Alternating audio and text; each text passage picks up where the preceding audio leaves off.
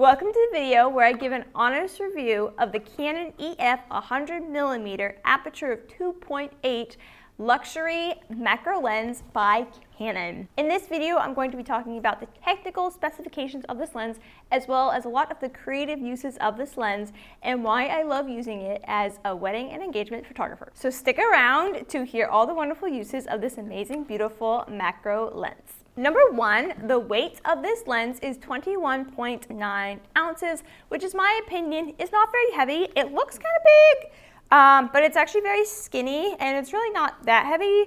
And for the uses that I use it for, so I use it for like macro ring photography, photographing rings on wedding days, as well as during engagement sessions. You don't use it the whole day. It's really not that heavy and it's pretty easy to handle from a weight perspective. The minimum focusing distance of this lens is pretty amazing. It's literally 1 foot. What's so amazing about this is most lenses have a minimum focusing distance of at least 3 feet, if not greater. So the fact that this lens can focus like a foot away from the ring, like the subject, the ring is a subject, that is absolutely amazing, and it's why it's a macro lens, because of its focusing and magnification capabilities. Number two is distortion. I gotta be honest, I don't think this lens distorts anything. It's so funny to say, but I really don't believe it distorts anything because it's a macro lens and a portrait lens. I've never seen it cause distortion problems or anything like that. So pretty simple answer to that point. Number three is depth of field. Depth of field, in my opinion, is pretty amazing on this thing. Because it has an aperture of 2.8, it doesn't give as bright images for portraits as you might like it to. It can give really amazing depth of field for portraits, so that would be when the subject is in focus, but the background is really blurred out and like you have a really nice bokeh effect. So I actually find that this lens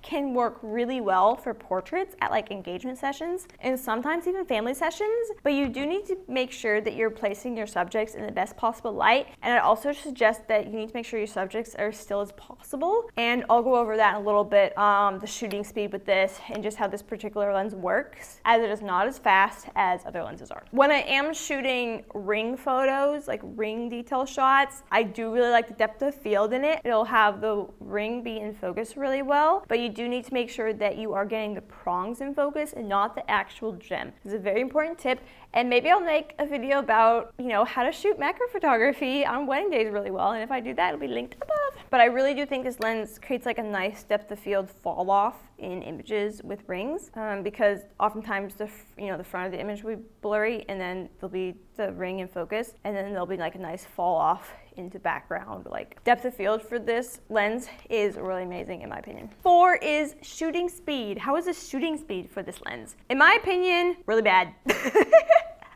There are better lenses such as the 50mm and maybe the 35mm, but definitely the 50mm, which will be linked above to that video that I talked about the 50mm and gave you an honest review of everything about that lens that I know. But definitely don't use this lens if you need to shoot fast. It is going to fail you unless you want blurry images, and that's what the couple wants, which I've had a few couples who've asked for that in a few situations. So in that situation, you could play around with it and see what happens, you know? Who knows what will happen? But definitely don't use it when you need to shoot fast and it's like needed. It will not work for you. Number five is fast moving subjects. How does this work with fast moving subjects? Again, I wouldn't use this lens for fast moving subjects. I would use either my 50mm or my 85, but probably more so my 50mm. Don't recommend this lens for fast moving subjects. It's not gonna work for you really at all unless you up your shutter speed. Because it's a macro lens, it's not built for fast moving stuff. It's built for like an object that still doesn't move. Number six is the versatility of this lens. So in my opinion, this lens is definitely not versatile at all. It really only has a few uses, which you can use it for portraits in which your couples is being like completely still and you want to grab, you know, a few nice portraits with nice bokeh in it for your couples. You can use it for that. You can use it for engagement sessions where the couple is again still and you just want to create that depth of field in your images, that compression in your images. It can work for that. It also is really good for detail shots on wedding days, like ring photos, and even like, you know, like macro shots of like the perfume, you know, other details. I'll pop a few photos up so you can see what I've done with this lens in particular. Like you can't use it for wide shots. It's not super versatile of a lens. You can though use it for getting zoomed in photos at a ceremony. I've actually found that it works pretty well for that because it can kind of function as like a 70-200, but it's just one focal length, just 100mm. But you can still capture like, you know, if you want to like capture photos of the bride and groom up front, like more up close photos of them, this lens can actually work pretty well for that because they're normally pretty still. still, and it's normally outside, so you normally have plenty of light to work with. It has an aperture of 2.8, so it doesn't, not as much light can be let into the camera sensor. In my opinion, it works pretty well for outside stuff if your subject is still and you're steady and being careful with it. What is the cost of this lens? That is number 7. I would say the cost of this lens is probably going to range between $800 to $1,200. You can get it used through places like Adorama, KH Camera. I actually got this through KH Camera a couple years ago, actually. And you could also probably get it used through like eBay. You could buy it new through Amazon, Canon. Those are some places you can buy the lens. But yeah, I'm guessing that you're probably going to pay anywhere from $800 to $1,200, depending on if you get it used or new. On Amazon, you can currently get it for $1,000, and I think it's new. It looks like it's new, so that's cool. And so you could always use Amazon's interest-free payment plan.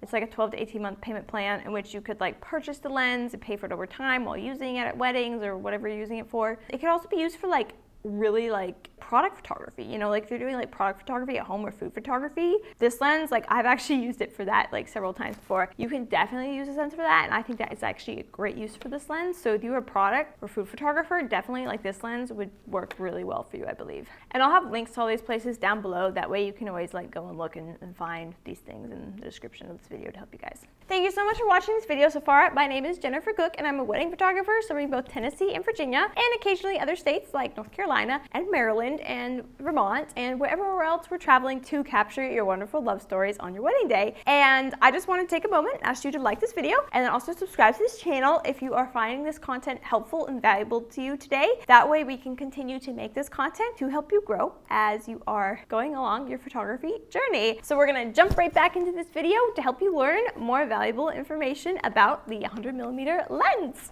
Number 8 is the overall look of portraits from using this lens. So in my opinion, if you have enough light outside and your couple is still and very posed, then this lens is going to do a pretty good job for you. There's only been a few times where like it didn't do as good of a job as I wanted it to.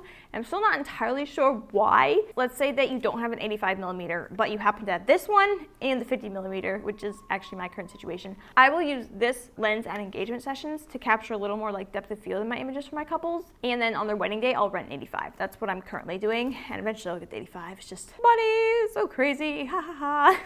But when I get to 85, it will be a very happy, exciting day, because then I will start using it at engagement sessions, and it will be a wonderful blessing to have that beautiful lens. I do think that this lens does really great for portraits of like a couple, as long as they're not moving. They need to be pretty still to use it. If they try to move, it could be a challenge to get it in focus, unless you're, you know, really working hard to make sure your settings are really, really good, which could be the case. You might just need to up your shutter speed, which you could do that. Up your shutter speed, and sometimes upping ISO can help, you know, make the images more crisp and in focus with this lens. Number 9 is focal length, the pros and cons of this lens. The pros is that, again, I was talking about, it can be really good for portraits and ceremony. So like getting like more zoomed in shots, like so if you're further back and they're, you know, up front, you can get like nice photos of them up front standing there together. And I think that is a good pro of this lens. The con of this lens would be that you can't get anything wide with this lens at all, and yeah, you can't get fast moving subjects, and yeah, like as far as focal length, you really can only do like portraits and like macro detail shots, and that's pretty much it that you can get with this lens, I would say, in like ceremony close-up photos, and that's pretty much it. Number 10 is what is the best use for this lens? Okay, so obviously this lens was made for macro photography. So in my opinion, the best use for this lens is macro ring photography on wedding days. I will pop up a few examples of some of the ring shots I've taken with this lens. I love this lens for this reason. I remember when I was using like this macro kit lens kit thing I got like with my first camera, and you know, it took like somewhat decent photos, but then when I upgraded to this thing, it was like massively different.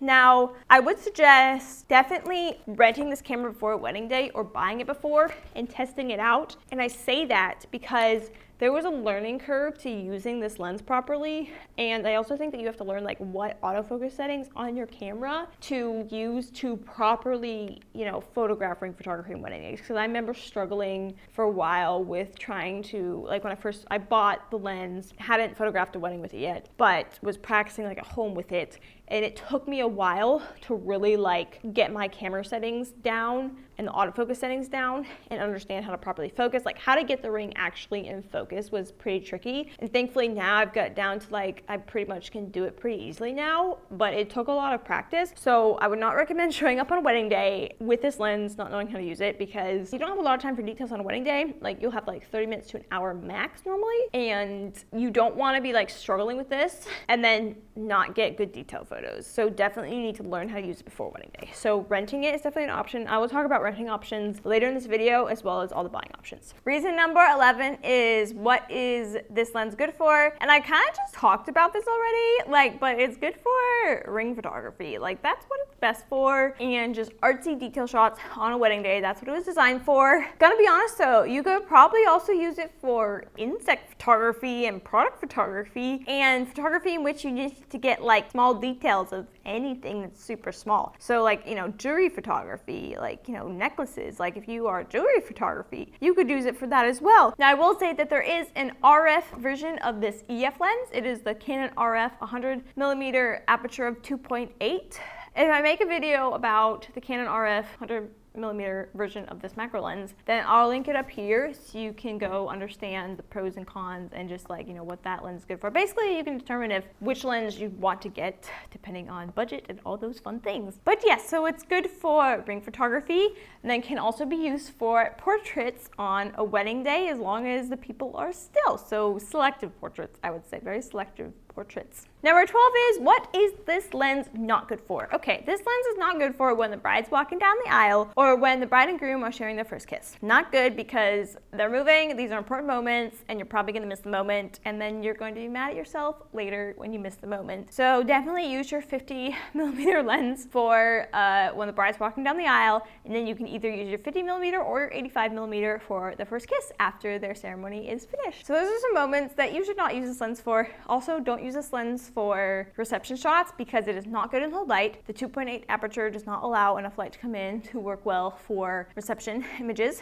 And I also think that this lens was just not built for reception images. Like some lenses, like the Canon EF 24-70 aperture 2.8 was built to be used in reception, like with flashes. So like, photographers who might shoot a little darker, that lens 24-70 aperture 2.8 will still work for them, versus like this one will just not, because it was meant to be a macro lens, not like a portrait reception lens, if that makes sense. Reason number 13 is my favorite moment to shoot with this lens. So my favorite moment to shoot with this lens is still going to be ring shots and any like beautiful details on a wedding day that I really love. Honestly, I could even do maybe like a close-up of like, like a detail shot of like the bride's earring, or like if she has like a bracelet, or like, or when her rings are on. Like, it doesn't always have to be just like a ring shot, like on the flat lay. Like, I do that a lot. I think that you could also use it for other like detail moments throughout the day that require like small objects that you want to blow up and really showcase like the pretty shininess of it. So yeah, so my favorite moment to shoot the suns with is definitely just like ring shots, hands down. Number 14 is buying options versus renting options. So I've already talked about some buying options. Again, you can get through Amazon, KH Camera, eBay, Adorama. So you can buy through there, and then you can, on Amazon, you can do an interest-free payment plan, which I may have already talked about this in this video. But they have like an interest-free payment plan. So if you decide to get through Amazon, you can look into that payment plan that they have so that you can use a lens while paying for it over time. And I've done that before with my first camera body that I bought, which that video is above. Renting options that you can rent this lens through lens rentals. If you want to try out this lens, I actually recommend maybe just like renting this lens for like a day and just learning how to use it for a day. And if you want to do that, you can go grab my discount code for $25 off your first order with lens rentals. It'll be in the description of this video. You can use that to, to help pay for trying out this lens for like a day. I really like lens rentals because they're super affordable. They're really good at just like a really smooth, seamless process of renting with them. And I really think you'll love them and have a good experience with them, as I have, because I've been using them for probably like at least 3 years now, if not 4. Definitely go check out lens rentals if you want to rent it, or you can buy the lens if you want to practice with it, if you know that this is something that you really, really want to have. All the links for these things will be in the description of this video. So what are my overall thoughts on the Canon EF 100mm aperture of 2.8 L series lens by Canon. My thoughts are that I love this lens for ring shots, and it has changed the way my wedding galleries look. Without this lens, I can't get epic ring shots for my brides. My brides love the details. On wedding days, they like come out when they're getting ready and they'll like see me working on stuff and they're like, oh, I'm just spying on you being artsy and creative. And in the moment, I always feel like I'm struggling and not doing a good job, but then later I'm like, I think I did that pretty good or something. It's so funny. But yes, all my brides really love my attention to detail that I put into their wedding galleries. And so that's why I have this lens, and that's why I do that for them, because I know they really love it, and it's like just extra little sprinkles on the top to their wedding gallery for them. If you want to know about the camera bodies I shoot on, the next video is about me shooting on the Canon 5D Mark IV and all the pros and cons of that camera body, and how much I love that camera body, and just how long I've been using it, and the story behind it, and all that thing. So if you want to see that video, that one is next.